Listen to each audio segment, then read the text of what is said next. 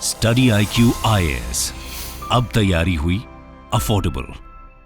नमस्कार दोस्तों, जब भी हम इन्फ्लेशन की बात करते हैं देश के अंदर, और स्पेशली अगर इन्फ्लेशन डबल डिजिट में हो, 9-10% से ज़्यादा हो, तो ये काफ़ी खतरनाक होता है। क्योंकि हम सब जानते हैं कि इन्फ्लेशन की वजह से अल्टीमेटली जो मनी की वैल्यू है वो एक तरह से कम होती जाती है। कहने का मतलब यह है कि 10 साल पहले आप 100 रुपये में अगर कोई सामान खरीद पाते होगे, तो डेफिनेटली आज आपने देखा होगा कि आज के समय वही उतना ही सामान आपको कम से कम 400-500 रुपये खर्च करने पड़ते हैं, राइट। तो इसका मतलब क्या है कि इन्फ्लेशन धीरे धीरे बढ़ता रहता है और यहाँ पर मनी की वैल्यू कम होती रहती है। और स्पेशली जब हम इन्फ्लेशन की बात करते हैं, उसमें जो फूड इन्फ्लेशन है वो तो सबसे ज़्यादा खतरनाक होता है। हमें फूड इन्फ्लेशन को काफ़ी हद तक कंट्रोल करने की कोशिश करनी चाहिए, क्योंकि आप समझिए कि इसका direct impact specially middle class और गरीबों पर पड़ता है, क्योंकि उनकी इनकम जो है वो सीमित रहती है। और जाहिर सी बात है, खाना तो बहुत ही बेसिक चीज़ है, सबको चाहिए रहता है, अमीर से अमीर व्यक्ति को और गरीब से गरीब व्यक्ति को। और अगर फूड इन्फ्लेशन बहुत ज़्यादा होगा तो ये लोगों के जीवन पर बहुत ज़्यादा इम्पैक्ट करेगा। अभी क्या हुआ है रिसेंटली, अगर आप देखोगे फूड इन्फ्लेशन काफ़ी ज़्यादा हाई पर चल रहा है। ये खबर आप देख सकते हो, food inflation hits 9.4%, retail price rise rebounds to 5.1%। मेरे कहने का मतलब यह है कि नॉर्मल जो टोटल इन्फ्लेशन है इकोनॉमी के अंदर, वो आपको देखने को मिलेगा 4-5% के आसपास, लेकिन वहीं जो फूड इन्फ्लेशन है वो डबल डिजिट की तरफ बढ़ रहा है। और इसी के बारे में हम चर्चा करेंगे कि आखिरकार चल क्या रहा है, मतलब ये इन्फ्लेशन को कंट्रोल करना इतना मुश्किल क्यों होता है, वो सब कुछ मैं आपको बताऊंगा। चलिए आगे बढ़ते हैं, लेकिन उससे पहले मैं आप सबको बता दूं, आज से ही हमारा जो प्रतिज्ञा बैच है दोस्तों स्टार्ट हुआ है। ये एक ऐसा बैच है जिसके अंदर आपको प्रीलिम्स क्रैक करने पर, मतलब 2025 का अगर आप प्रीलिम्स भी क्रैक कर लेते हैं तो जो पूरा का पूरा फीस है वो आपका रिफंड कर दिया जाएगा, और साथ ही साथ 1 साल की एक्स्ट्रा वैलिडिटी दी जाएगी। और इस कोर्स के अंदर आपको पता ही होगा, प्रीलिम्स मेंस इंटरव्यू सब कुछ की कंप्लीट प्रिपरेशन कराई जाती है, पर्सनल मेंटर मिलता है, 18 UPSC के बुक्स आपके घर तक डिलीवर किए जाते हैं। तो ज्वाइन करने के लिए हमारे वेबसाइट ऐप पर जाइए, या फिर कमेंट सेक्शन में लिंक है और आपको यूज करना है ये कोड अंकित लाइव, ताकि आप मैक्सिमम जो डिस्काउंट है वो ले सकें। और इसके अलावा अगर आप MCQ अटेम्प्ट करना चाहते हैं तो मेरे इंस्टा पेज पर जाइए, वहां पर स्टोरीज में जितने भी MCQs हैं उसको भी आप अटेम्प्ट कर पाएंगे। तो चलिए शुरुआत करते हैं, और सबसे पहले ये देखते हैं कि एग्जैक्टली चल क्या रहा है। देखिए यहाँ पर खबर ये आई कि जो देश के अंदर होलसेल इन्फ्लेशन है वो 16 मंथ्स के हाई पर चला गया है, और ये पहुंच गया है 3.36%। अब आप में से कई लोग सोचेंगे कि होलसेल इन्फ्लेशन 3.36% है, ये तो कुछ भी नहीं है, ये तो ठीक है, इतना तो होना ही चाहिए। देखो वो बात ठीक है, लेकिन मैं आपको बताता हूं, पिछले 1 साल से आप देखोगे, मतलब पिछला जून का महीना अगर आप देखिए, होलसेल इन्फ्लेशन -4% के आसपास चल रहा था, लेकिन उसके बाद से ये लगातार बढ़ता गया और अभी ये 3.4% पे पहुंच चुका है, जैसा कि मैं आपको बताया। हाँ, एक चीज़ और ध्यान रखिएगा, यहाँ पर अलग अलग इन्फ्लेशन का जो डेटा है अलग अलग मिनिस्ट्रीज के द्वारा जारी किया जाता है। जैसे कि होलसेल प्राइस इंडेक्स की जब हम बात करते हैं तो ये कॉमर्स मिनिस्ट्री जारी करती है। जो कंज्यूमर प्राइस इंडेक्स है, जिसको रिटेल इन्फ्लेशन कहा जाता है, वो जारी किया जाता है basically ministry of statistics and programme implementation के द्वारा, ठीक है। तो ये सब चीज़ें आपको ध्यान में रखनी चाहिए। और होलसेल प्राइस इंडेक्स आप देख सकते हो, नवंबर के महीने से लगातार बढ़ता गया, यहाँ से आप देख पाएंगे नवंबर के महीने से लगातार बढ़ता गया, और 1 साल पहले ये -4% पर हुआ करता था। खैर, यहाँ पर इन्फ्लेशन ओवरऑल बढ़ने का कारण क्या है, वो है आपका फूड प्राइसेस। क्योंकि फूड प्राइसेस स्पेशली आपको याद होगा जून के महीने में, मई के महीने में देश के अंदर काफ़ी भयानक हीट वेव चला था। मतलब मैंने भी दोस्तों ऐसी गर्मी कभी मतलब एक्सपीरियंस नहीं की थी जिस तरह की गर्मी इस बार पड़ी थी, और उसी का एक मेजर कारण बताया जा रहा है जिसकी वजह से फूड इन्फ्लेशन में काफ़ी बढ़ोतरी हुई है। चाहे वेजिटेबल के प्राइसेस हैं, इनफैक्ट मैं खुद ऑर्डर कर रहा था ऑनलाइन, आजकल तो ऑर्डर कर लेते हैं, तो ऑनलाइन में ऑर्डर कर रहा था, मैं देख रहा था काफ़ी ज़्यादा सब्जियों के दाम वगैरह बहुत बढ़ गए हैं एक्चुअली। इनफैक्ट टमाटर मैं देख रहा था, 1 किलो टमाटर शायद 130-140 रुपए। आपके शहरों में क्या दाम चल रहा है मुझे बताइएगा, लेकिन इस तरह के प्राइसेस थे, मैं भी काफ़ी शॉक था। और सभी, ऐसा नहीं है कि एक ही दो सब्जियों के, लगभग जितनी भी सब्जी अगर आप देखोगे तो उनके दाम काफ़ी बढ़े हुए थे। और तब मुझे लगा कि यहाँ पर इसको लेकर भी एक वीडियो बनाना चाहिए। और आप देख सकते हैं कि इंडियन कंज्यूमर्स को पिछले 6 महीने से लगातार यहाँ पर जो दाम है, चाहे वेजिटेबल्स हो, फ्रूट्स हो, उसके लिए ज़्यादा पे करना पड़ा है। अब जो आखिरी आशा है यहाँ पर वो यही है कि जो मानसून है वो ठीक ठाक हो जाए देश के अंदर। मैं ठीक ठाक इसलिए कह रहा हूँ, कहीं ऐसा नहीं होना चाहिए कि मानसून बहुत ज़्यादा हो गया, बहुत बारिश पड़ गई तो भी फसल खराब होगी, और बहुत कम बारिश पड़ गई तो भी यहाँ पर फसल खराब होगी। तो यहाँ पर ठीक ठाक हमारा मानसून हो जाए तो एक अच्छी बात होगी। खैर, अगर हम फूड प्राइसेस की बात करें कितना किस तरह से बढ़ा है मैं आपको बताता हूं। एक्चुअली अगर आप देखोगे जून के महीने में जो फूड इन्फ्लेशन का डेटा आया है वो है 9.4%। अच्छा ध्यान रखिएगा, जब मैं कहता हूं कि जून के महीने में 9.4% है, इसका मतलब क्या हुआ? 9.4% हम किससे कंपेयर कर रहे हैं? हम बेसिकली कंपेयर कर रहे हैं 2023 के जून के महीने से। ठीक है, इसको ईयर ऑन ईयर कंपेयर किया जाता है, मतलब पिछले महीने से नहीं किया जाता है। तो 2023 में जून के महीने में जो सब्जियों के और बाकी फूड के दाम थे उसके मुकाबले इस बार जून 2024 में कितना दाम बढ़ा है, वो हुआ है 9.4% ज़्यादा। ठीक है, तो ये एक चीज़ ध्यान रखिएगा।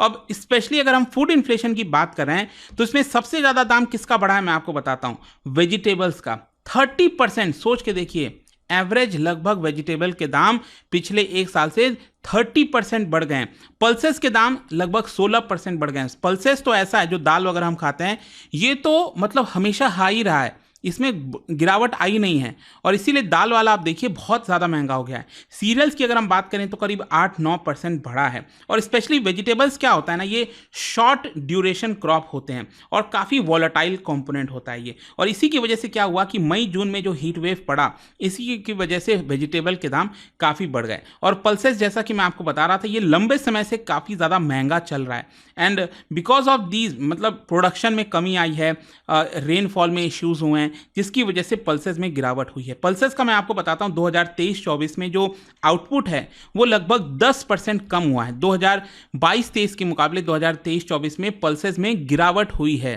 ठीक है, खैर अब क्वेश्चन यह है कि आगे क्या, मतलब जो अभी खारिफ सीजन चल रहा है, मॉनसून प्रोग्रेस कर रहा है, वो किस तरह से चल रहा है मैं आपको बताता हूं। बेसिकली हमारे देश के अंदर जो जून सितंबर का महीना होता है जब मॉनसून काफ़ी अपने पीक पर रहता है, तो ये हमारे फूड प्रोडक्शन के लिए बहुत क्रिटिकल होता है, ये मॉनसून वाला पूरा मंथ जून से लेकर सितंबर।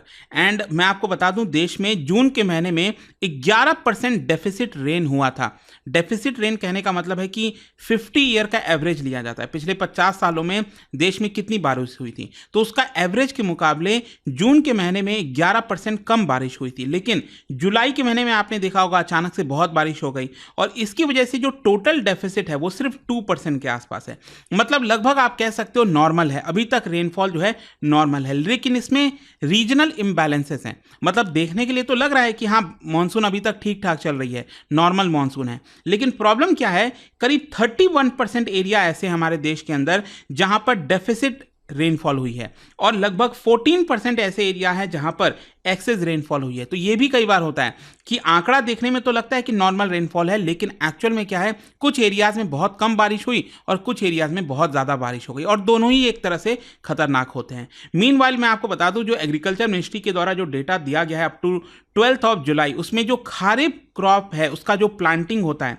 सोइंग कहते हैं ना जिसको, प्लांटिंग, तो ये आप देख सकते हो लगभग 58 मिलियन हेक्टेयर्स ऑलरेडी कंप्लीट हो चुका है।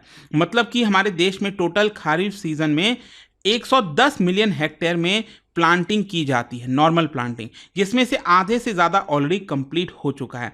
तो अब क्वेश्चन ये है कि इससे हम क्या समझें, क्या ये ठीक है, गलत है, क्या ये अच्छी बात है? देखो यहाँ पर होलसेल फूड प्राइसेस बताया ये जा रहा है कि अगले कुछ महीनों में ठीक हो सकता है, क्योंकि ये जो प्लांटिंग हुई है ये अच्छी बात है, 58 मिलियन हेक्टेयर, लेकिन अगेन डिपेंड करेगा कि रेनफॉल यहाँ से आगे किस दिशा में जाता है। कहीं बहुत ज़्यादा बारिश तो नहीं हो गई, कहीं बहुत कम बारिश तो नहीं हो गई। और यहाँ पर जो खारिफ प्लांटिंग के जो डेटा हैं वो काफ़ी एनकरेजिंग है, but they are only non perishable items के लिए, मतलब कि जो पैडी हो गया, ठीक है, राइस जिसको कहा जाता है, फिर इसके अलावा पल्सेस हो गया, तो ये जो नॉन पेरिशेबल आइटम्स हैं उन्हीं के लिए मोस्ट प्रॉब्ली ये बेटर होगा। जहां तक सवाल है अगस्त से सितंबर के बीच में और भी कई सारी चीज़ें होंगी, जैसे स्पेशली वेजिटेबल्स वगैरह, तो वो काफ़ी हद तक बहुत सारे अदर्स फैक्टर्स पर डिपेंड करेगा कि वेजिटेबल के प्राइस कम होंगे कि नहीं। अब क्वेश्चन ये है कि ये जो फूड के प्राइसेस हैं ये ओवरऑल इन्फ्लेशन के लिए कितना क्रिटिकल होता है मैं आपको बताता हूँ।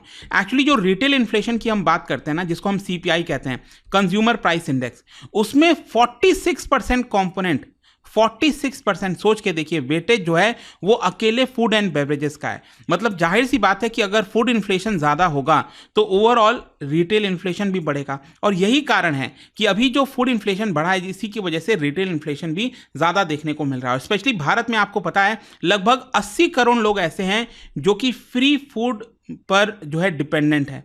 सरकार आपको पता है गरीब कल्याण योजना और बहुत सारे वो चलाती है, फूड सिक्योरिटी एक्ट के तहत फ्री में अनाज बांटती है, तो उसी की वजह से यहाँ पर बहुत से लोग डिपेंडेंट हैं। और अगर इसी तरह से फूड के प्राइसेस अब बढ़ते रहे तो यहाँ पर जो न्यूट्रिशियस फूड है वो लोग कम कंज्यूम करेंगे और साथ ही साथ उनका डायरेक्ट इम्पैक्ट बाकी के खर्चों पर आएगा। अगर मान लो किसी की कमाई 10,000 रुपये है महीना की, तो जाहिर सी बात है ना कि वो पहले तो अपना फूड के ऊपर फोकस करेगा। अब फूड के दाम बढ़ते जा रहे हैं तो वो बाकी चीज़ों पर, एजुकेशन पर, हेल्थ पर कैसे खर्च कर पाएगा, और ये बहुत ज़्यादा यहाँ पर चिंता की बात है। और इसकी वजह से सब कुछ बिगड़ जाता है। मैं आपको बताता हूँ, फॉर एग्जाम्पल तूर दाल होता है, एक तरह की वैरायटी होती है, ये ईयर ऑन ईयर आप देखिए 24% बढ़ा है।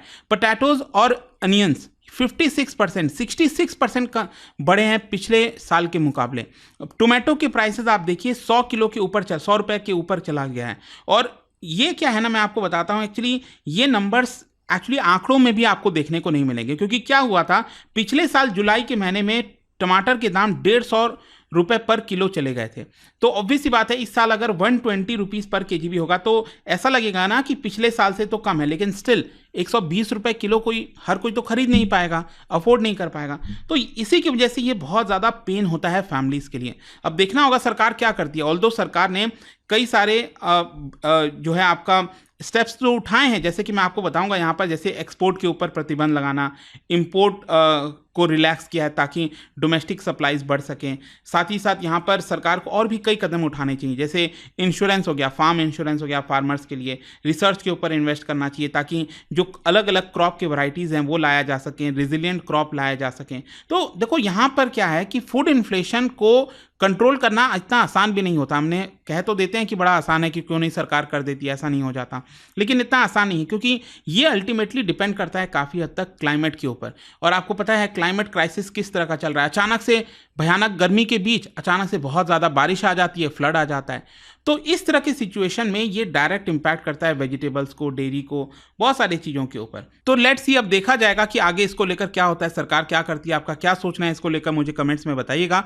और जाने से पहले एक इंटरेस्टिंग क्वेश्चन, क्या बता सकते हो यहाँ पर इन्फ्लेशन को कम करने के लिए सरकार कौन सा स्टेप उठाएगी? इन 4 ऑप्शन में से आपको बताना है। इसका राइट आंसर आप सबको बताएं, मेरे इंस्टाग्राम पर तो मिलेगा ही, वहां पर अगर आप नहीं हो कोई बात नहीं, टेलीग्राम से ले सकते हैं इसका सही उत्तर। मैं कई सारे जो MCQs हैं वो यहाँ पर स्टोरीज में डालता रहता हूँ। अगर आपको PDF चाहिए तो टेलीग्राम पर आइए, अलग अलग सोशल मीडिया पर आप जुड़ पाओगे। और जैसा मैंने आपको बताया, अगर आप UPSC की तैयारी कर रहे हैं, कोई भी बैच चाहते हैं, you can simply use this code Ankit live to get maximum discount. And I hope कि वीडियो आपको पसंद आया होगा।